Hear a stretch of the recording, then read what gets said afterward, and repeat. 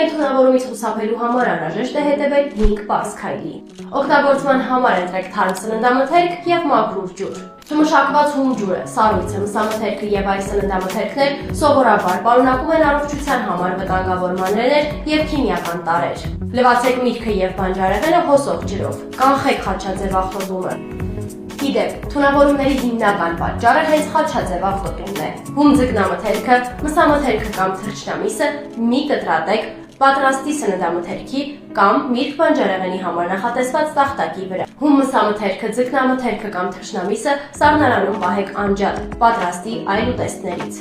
Հում ձկնամթերքը, մսամթերքը կամ թռչնամիսը սառնարանում պիտի դրվեն ներքևի, իսկ պատրաստի ուտեստները վերևի դարակաշարում։ Մսամթերքը, թռչնամիսը եւ ձուկը պետք է եփել այնքան ժամանակ, մինչև նրանց կենտրոնում ջերմաստիճանը հասնի առնվազն 80 աստիճանի։ Խուսափեք կասկածելի սննդամթերքից, այն վտանգավոր է ձեր առողջության համար։